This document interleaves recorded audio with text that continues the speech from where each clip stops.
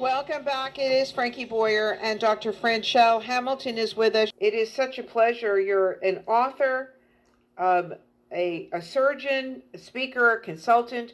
Do we know any of the numbers yet? Do we know what the if there were any differences in the way that Black, Brown, and Latino Americans handle the vaccine? So thank you, first of all, for having me. That was a great introduction. You are so right on so many levels, and I'm excited to dive into this today. So there has not been any preliminary data on how the vaccine has affected us yet, because there hasn't been enough of us getting the vaccine. But I can tell you the clinical trials did have a disproportionate amount of brown, female, and Latinas that did actually participate in the clinical trials. But you have to remember, clinical trials is kind of a voluntary thing. So I don't know if it was a combination of just concern, or they weren't in the areas where they were able to do the trials. So I can tell you that it's a disproportionate amount of people that were represented in the trials that were kind of brown, Latino, those kind of communities. And we don't have enough data yet as far as the vaccinations, how it truly affects that group, because not enough people have gotten it. Right now, it's just older. Yes. And predominantly it's just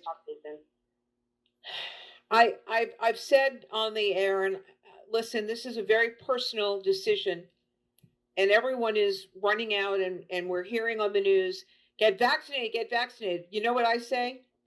Get healthy, get healthy, get healthy. That's what I want you to do. I want you to get rid of the sugar. I want you to get rid of the gluten. I want you to understand that the eating is not your fault, that the way in which our food is prepared, the way in which we're not taught about food, is the reason why the majority of people in this country have an issue with weight. So let's get into this. Let's really start to, no pun intended, dig into this story. Yeah, that's great. That's great. So as someone who, you've done a lot of surgeries, you're a bariatric surgeon, a wound specialist, but as someone who has done so many surgeries, your book is called The 4 Pillars of Transformation. Is that the actual title? Yeah, so I actually have 2 books. So 4 Pillars is the program, but Transformation is a Mindset is the first book. And the other book is actually on diet and the best diet is. So I'm happy to talk about all areas of this. Okay, so we as Americans wake up in the morning thinking that a glass of orange juice, I don't know where this came from.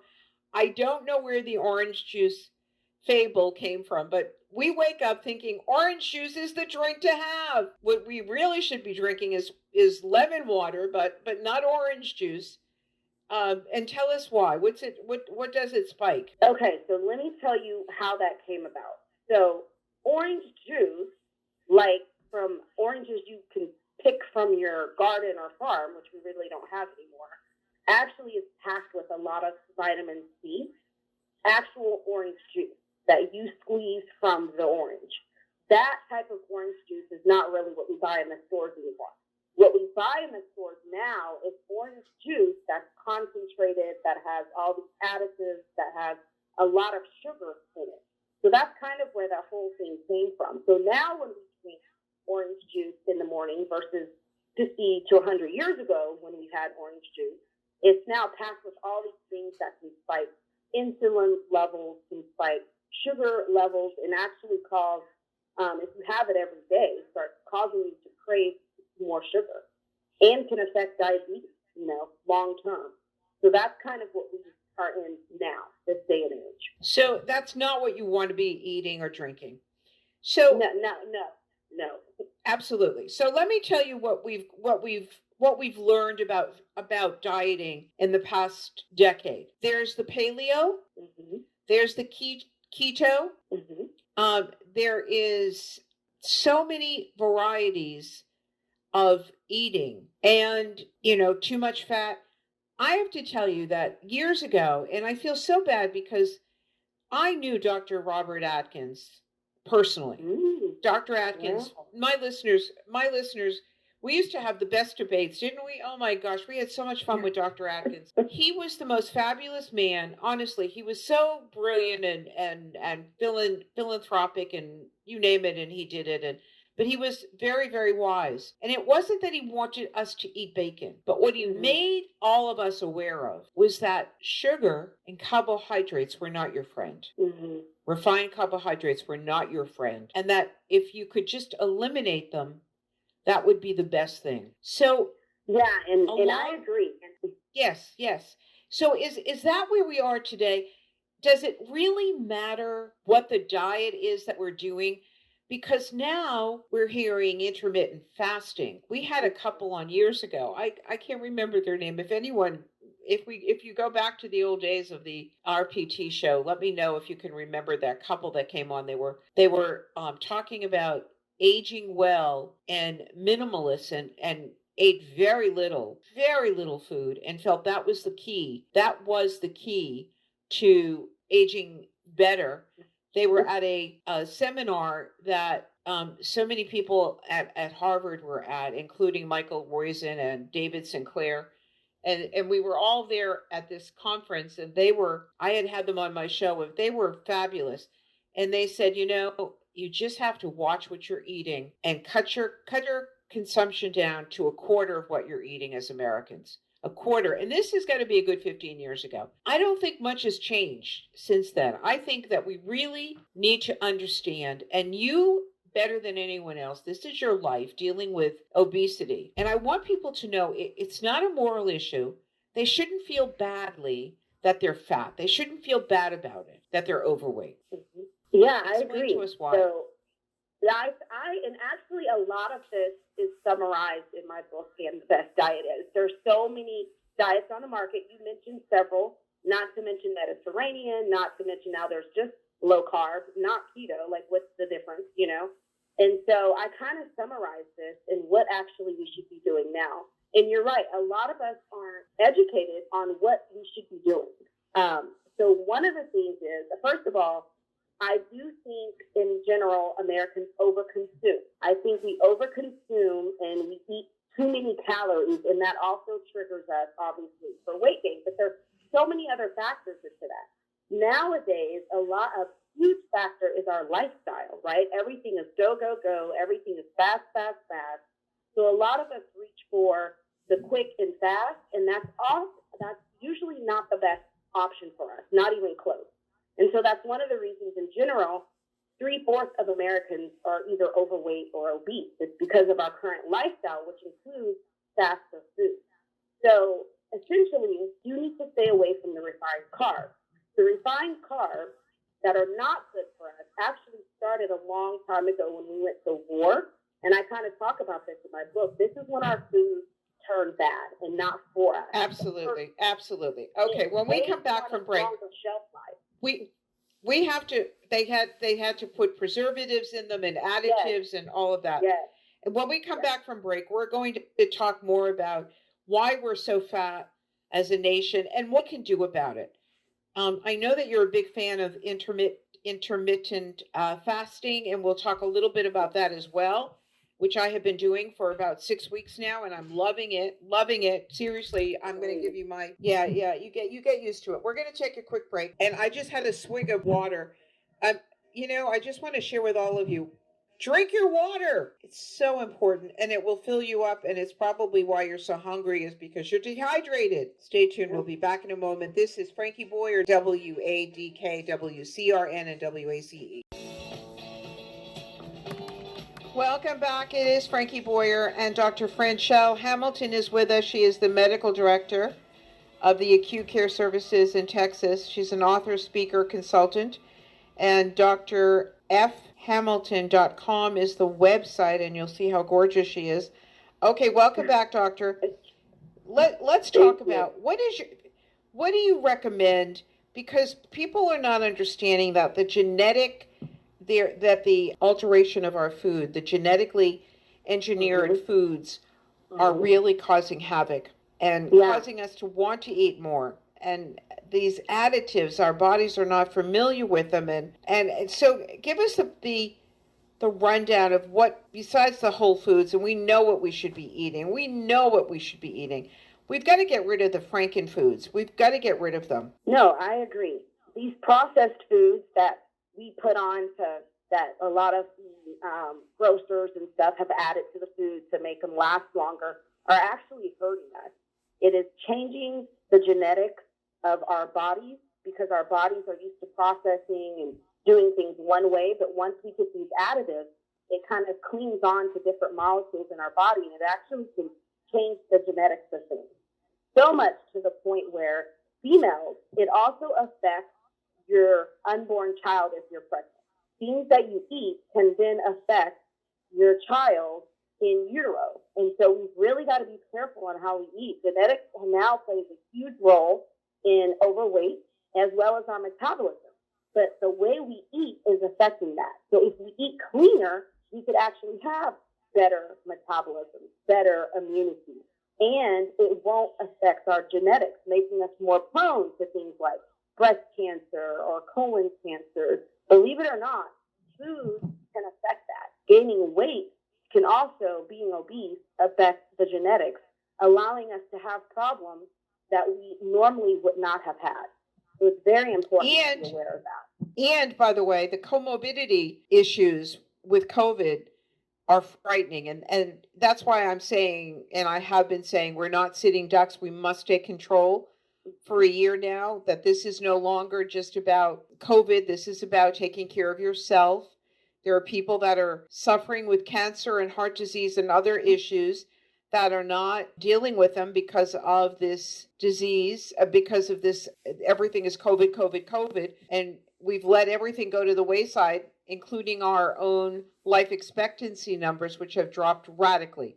So what do we need to do to lose the weight? What's the best way to help appetite suppressing issues to get people back on track? Well, I'll answer that, but let me also comment on the COVID and the whole pandemic. One of my pet peeves in soapboxes is I think the reason it got so bad is because of our medical problems.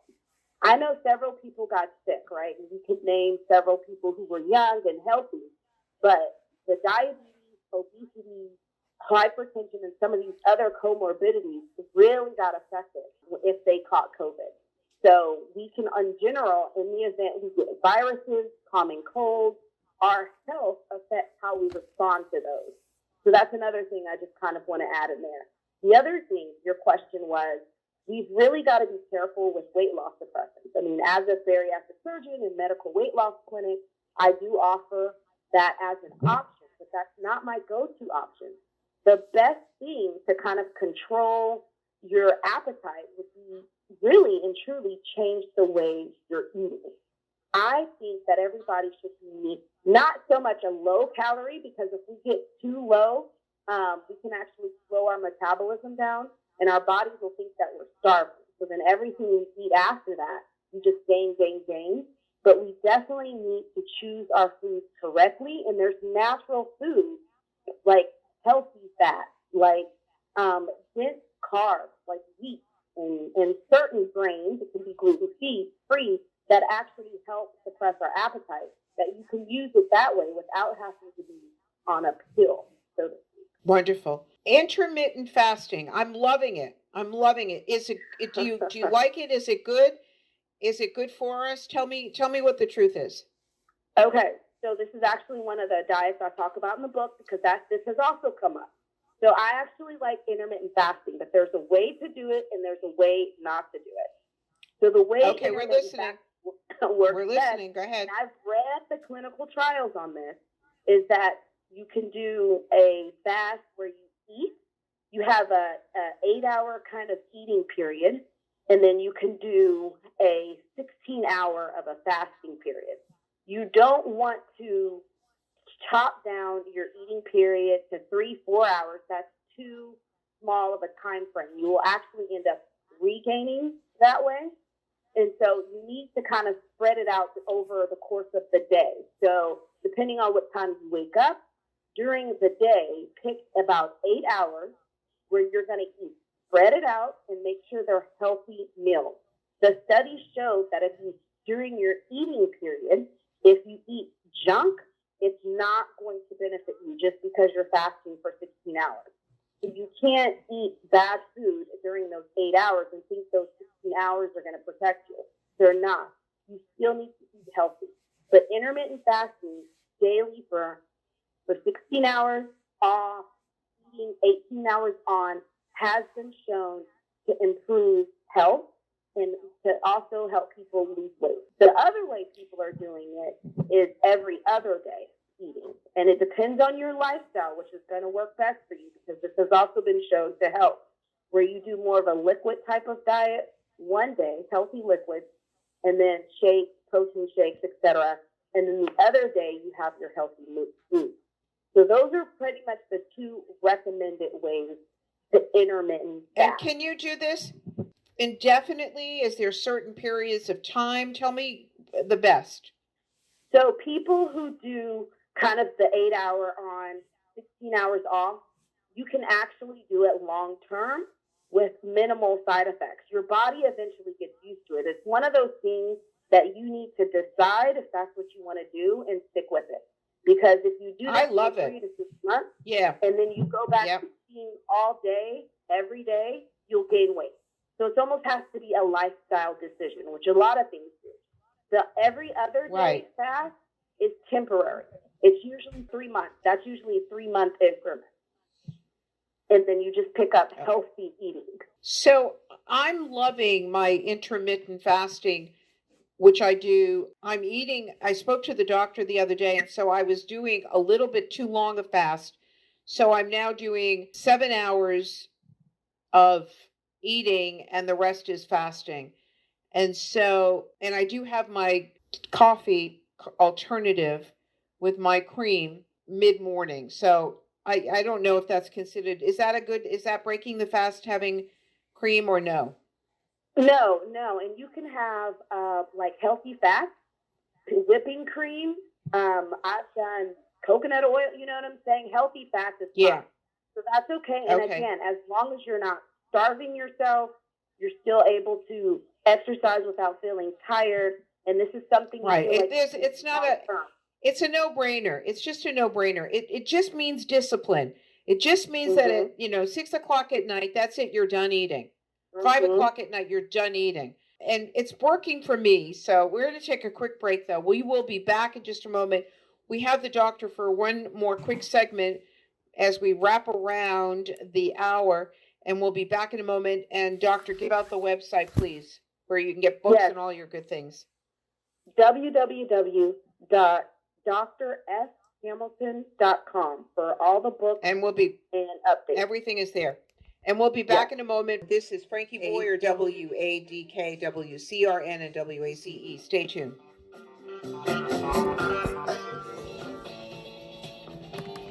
Welcome back. It is Frankie Boyer, and Dr. Franchell Hamilton is with us. She is a weight loss doctor. She specializes in weight loss.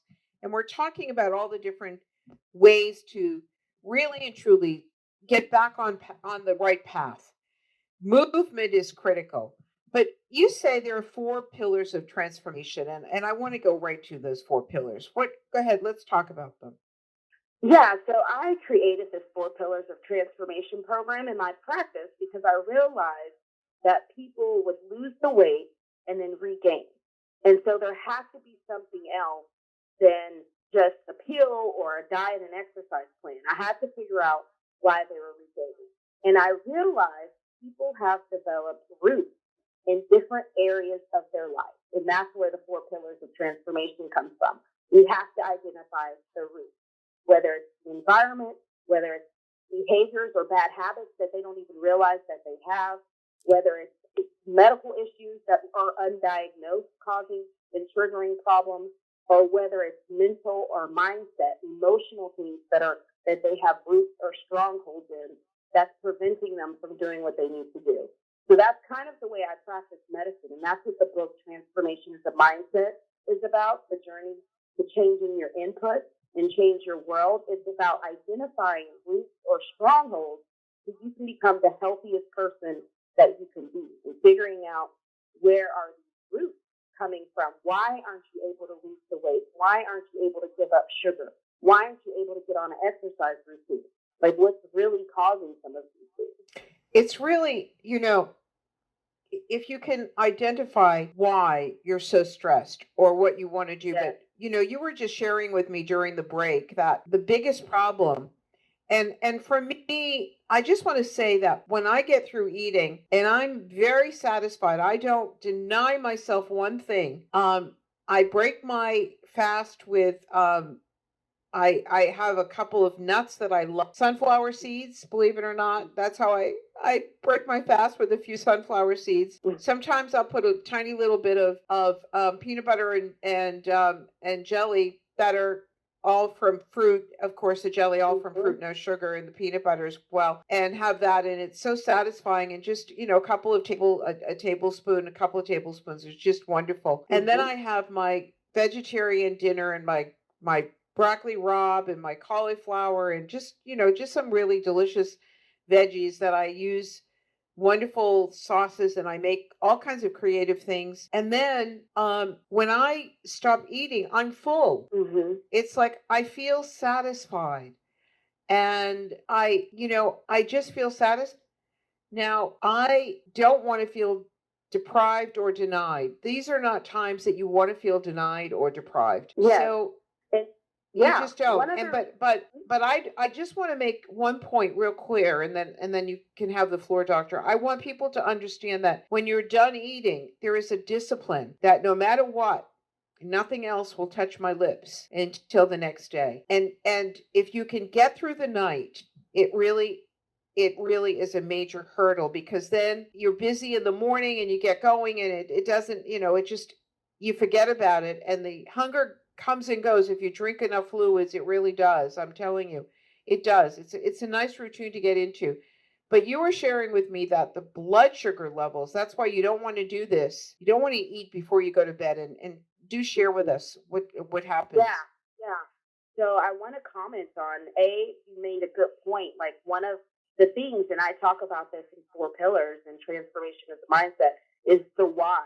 Your why has to be strong. It has to be strong, and it'll carry you. Why do you want to get healthier and lose weight? That's so important. And the reason you're not feeling hungry, Frankie, is because the foods that you mentioned are good, healthy foods, healthy fats, the peanut butter, the sunflower seeds. Those are healthy fats that make us feel full. Those are examples of what we kind of talked about in the last segment. So one of the reasons I like the fact that you stop at 6 o'clock, or I want everybody stopping early, at least 3 to 4 hours before bedtime, is because when we eat and then go straight to bed, our insulin levels spike.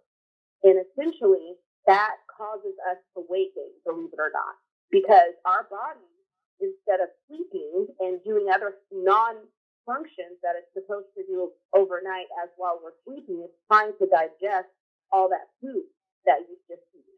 And that causes the insulin levels to spike, which they naturally do sometimes while we're sleeping, because we go through a natural fast as we're sleeping. So when it has all this food kind of hanging around that you just ate and is not digested, a lot of our body holds on to that food.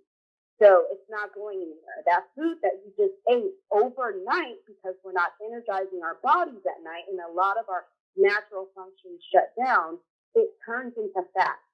So eating 3 hours, you need to stop eating at least 3 to 4 hours before you go to bed, because we don't do anything while we're sleeping. And that food that you ate is just going to sit there and turn into fat. So that's one of the things that everybody can do immediately. Stop eating late or in the middle of the night. And what are some of the other things that you want us to do? So some of the other things that I would like for people to do is kind of like what we talked about. Identify the why. Why is this so important to you? And a big part of being able to sustain this, like you said, self-discipline, I call it self-control. The other thing, and that's what I talk about also in the book, you have to be able to have self-control. Because if you don't, you're giving that power over to someone else. For example, I have plenty of people that get stressed out at work, and so I call they emotional eat or they stress eat. And so when I talk to patients, I'm like, why are you giving this power over to someone else? You need to take back your power, take back control, and don't allow them to make you eat these foods that are unhealthy. So for all my emotional and stress eaters, it's very common. And usually the thing we go to is chips or candy or things in general that's not so good that they think is going to make them feel better, but that's only temporary. And then the pounds and all these causes from the additives and the preservatives that are in what we just ate start taking effect and start causing an inflammation response in our body. So self-control. Do not let other people take that from you because you're mad at them or had a bad day at work or environment or whatever the case may be. And then believe that you can. A lot of my patients want to lose weight or want to get healthier, but they have all these excuses on why they can't do it. You need to believe you can and stop thinking in I can't and start thinking in I can. I don't even allow that talk in my clinic. When they come in, I'm like, don't tell me what you can't do. Let's start with what you can do. And that needs to be on everybody's kind of daily journal, daily mind, however people kind of start functioning, not just because of this pandemic, but in life in general. It will help you get through not only storms and pandemics and like a lot of things that we went through, but it's just changing the mindset to become more positive in general. Start with I can every day. I love this message. I just love this message, doctor. And I think it's so critical for people to hear the power behind I can. I can. We know what we don't want. You know, we know it. Sometimes you go through the back door. And I always say that, you know, each meal, Dr. Barry Sears used to say from the zone, each meal is an opportunity to reset the body. You don't have to wait till tomorrow. Each meal, you have the ability to correct it one meal at a time. It's really powerful that you have that control. Yeah. And a lot of people don't realize they have that control. They kind of blame it on everything, right? Kids, work, husband, wife, whatever it may be. But you can take control of all that. You know, you can decide I'm going to walk every day or walk 20 minutes a day or 3 times a week and make that a part of your routine. It's about developing healthy habits. And once you start developing them, your body remembers this. And once you stick with that's why the fast that you're doing now, eventually it's going to become a no-brainer. When you start something, you have to work at it, but eventually it becomes a no-brainer. And that's it is a no-brainer for me. It's absolutely a no-brainer for me.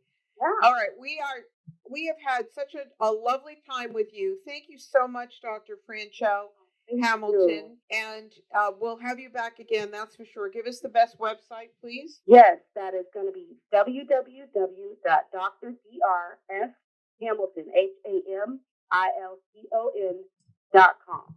Thank you so much for having me. It's been so much fun. Thank you. This is Frankie Boyer, WADK, WCRN, and WACE.